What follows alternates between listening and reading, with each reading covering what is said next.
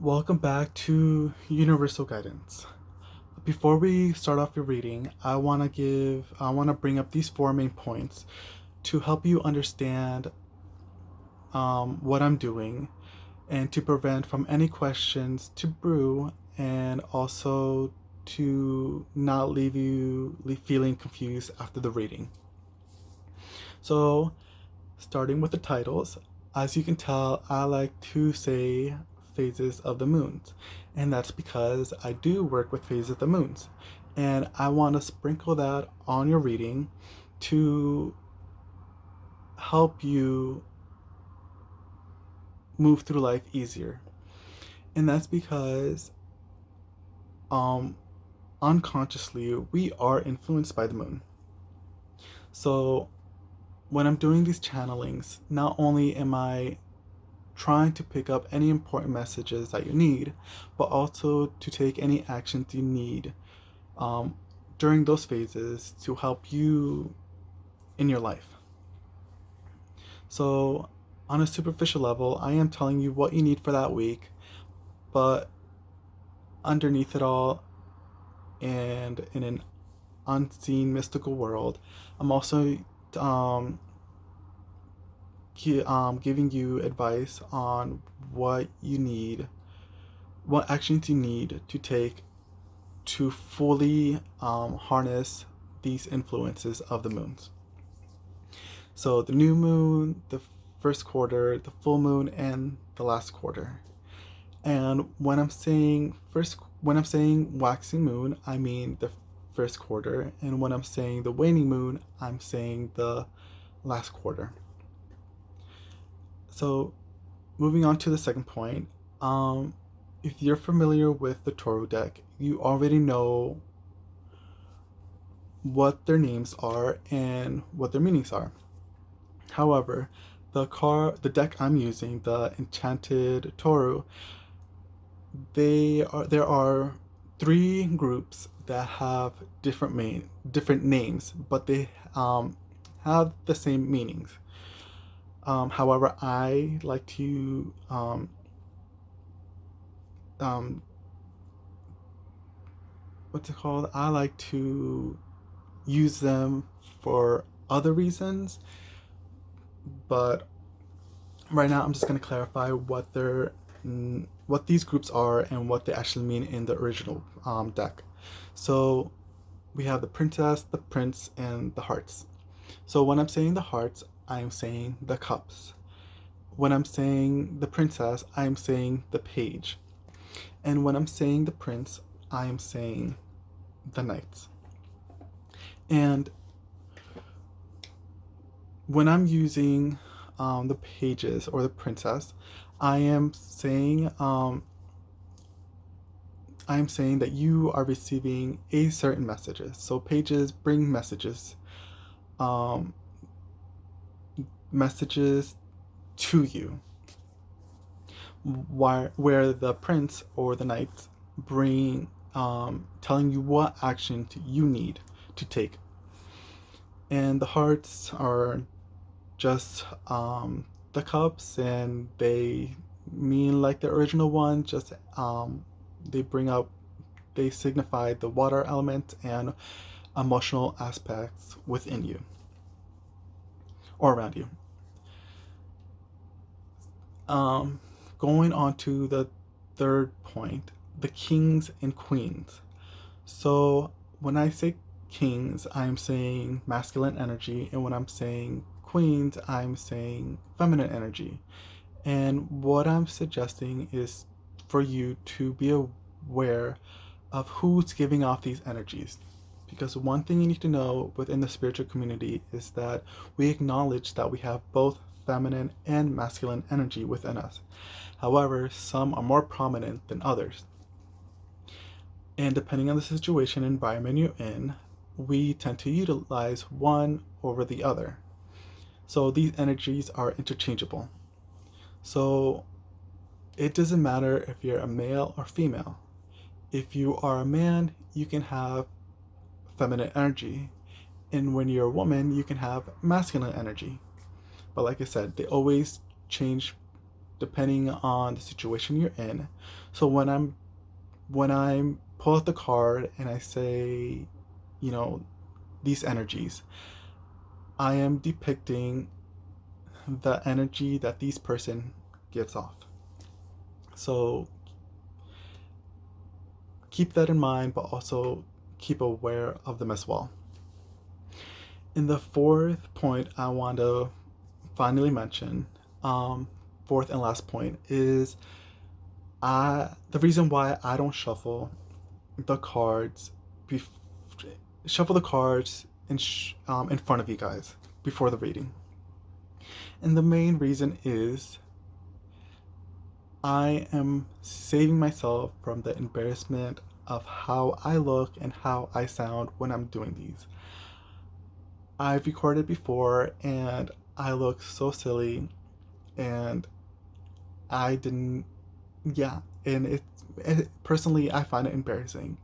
So, and the reason why I want to bring this up is because within the Torah community, we they have informed a lot of their readers that there are people out there that like to shuffle or pre-shuffle their deck and have things already prearranged just so they can be misled or give off information to manipulate whatever.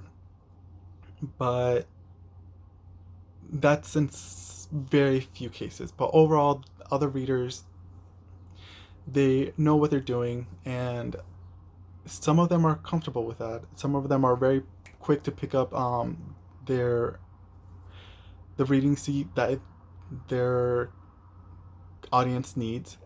Um, However, I'm not that way. Some take longer, and yeah, and I'm don't want to show you guys that. So yes, so bringing up all the points. Hopefully they're helpful and answer all the questions that you need for your readings, and enjoy. And let's get into it. Welcome, Pisces, to your new moon reading. And this reading are for those who have their sun and ascendant in Pisces. So I have 3 cards that popped off while shuffling. And it's the High Priestess, the 3 of Swords, and the 6 of Swords. So from what I get from this, first off is I feel like you're trusting your intuition. You are learning from your past and you're trusting it, and you're helping that to you're cooperating with it this time with this 3 of Wands. So yeah, it seems like you're definitely trusting your intuition more than usual. So continuing off the first row, we have the Justice card and the 2 of Hearts. So this is gonna help you, balance stuff in your life, and I think it's gonna be more towards your relationship, with others or with relationship, in the future, because you definitely feel some kind of like a relief taken off from you and actually utilizing your intuition.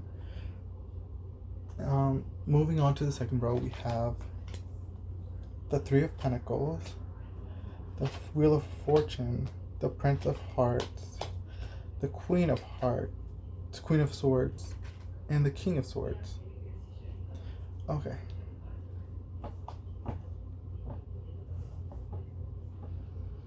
Yeah, so take that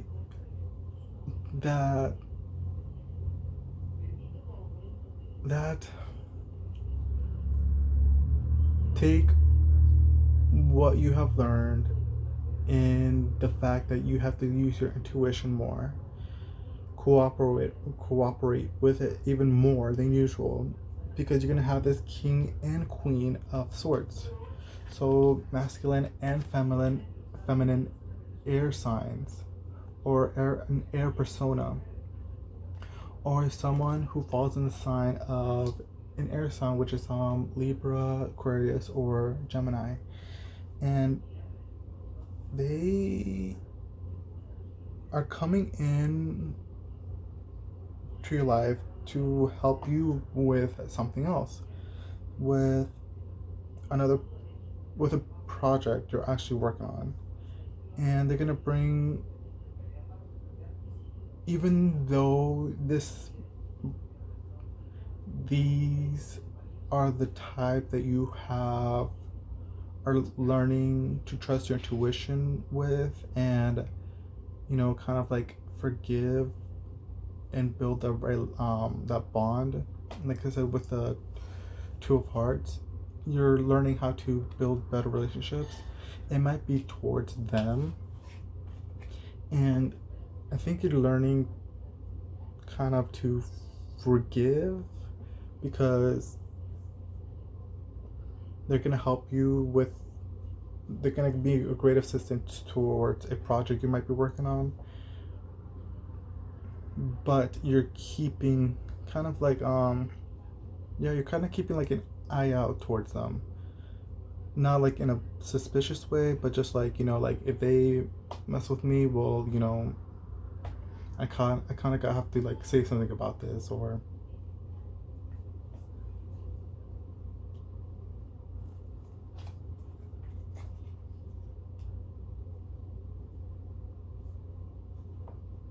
trust my feeling more.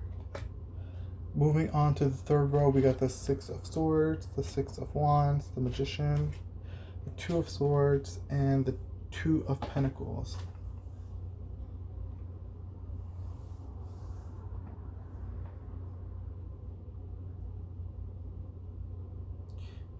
With the Magician, you are creating something which you're gonna definitely succeed and achieve.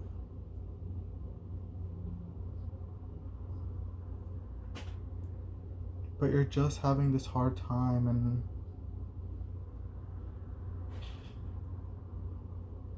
kind of like letting go of the past in a sense. Because we got the Six of Hearts and the Two of Swords. And it's kind of like a sense of hesitation because of the past. And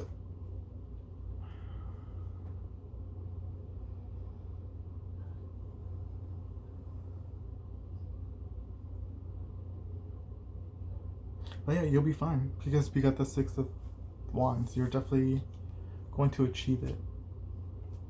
You just need to trust your intuition and kind of like manage these kings and kings of swords in a sense of like, you kind of know how they work and how they play, so you kind of in which aspect of your project or aspect of your life they fit most, and where they can help, or where they function more an aspect of your life than your whole part of your life. You know what I mean? Like, they may not be a great function or benefit your whole life, whole aspect of your life, but that they can definitely benefit you in one tiny fraction of it, or one part of it. You know what I mean? So you kind of know from learning from that, from the past, from all the hurt, that you know where to fit them into your life.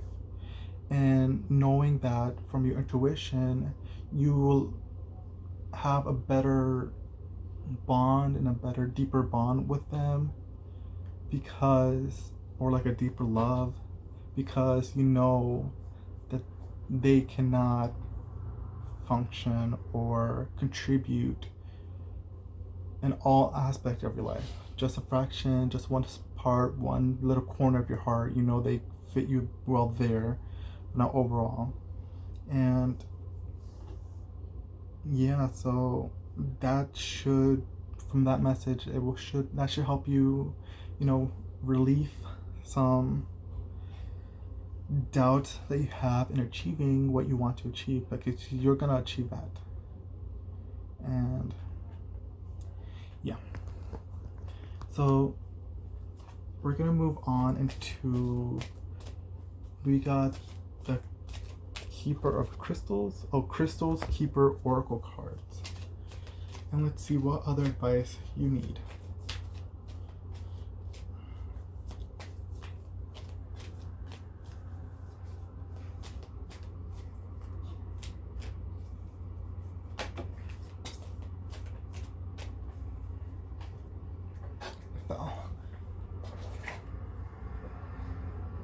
Okay, we have Labrylite. I think I'm saying that right. Labrylite. It's so pretty. I love how he had the spear and he's kind of like crushing it into some kind of oh, I think that's the crystal. And it's like it's crushing. I want to take a guess here, but I feel like it's crushing the doubts and letting all the lights out and helping you shine within the dark. Because you see it's like whoosh, and then like all this light is coming out. So pretty. Let's see the message it wants to offer you. Labrylite Adventure. My message to you is one simple question. What else is there?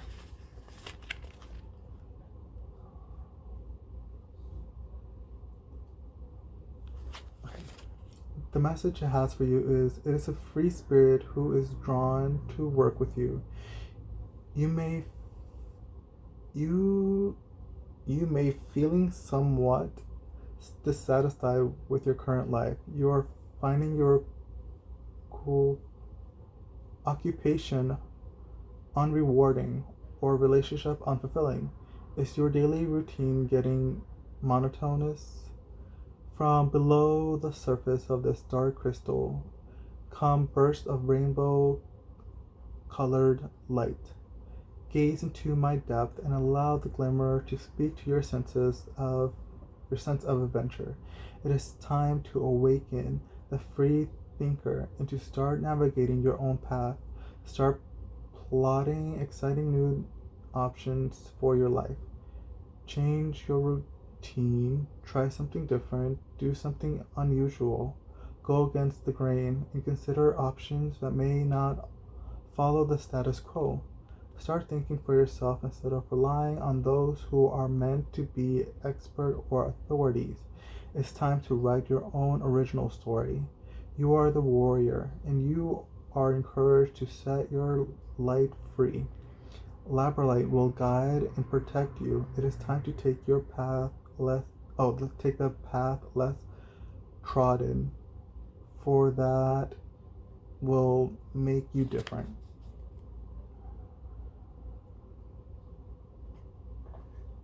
I love how it has like other aspects to it, like juniper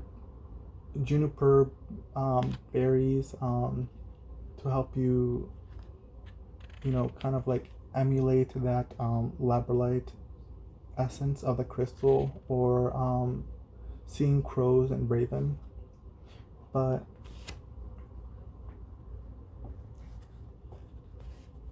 yeah, you want to move on. You're trying to create something, as we see with the magician and the Six of Pentacles, which you will achieve.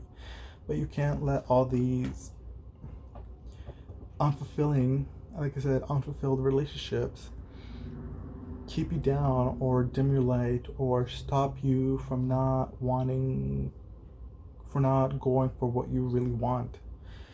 And yeah, like I said, like, you are kind of like you're incorporating your intuition more into your life. You're listening to it more, and you're going to use it with your relationships, specifically with air signs. Um, yeah, which will help you change your life around and achieve what you want to achieve. It will bring balance. It will give you of a new sense of relationship, a new sense of adventure, and something that won't hold you down. So, yeah, let your light shine with your intuition. And yeah, that's what I got for you, Pisces. So, thank you for coming by, and I'll see you next time.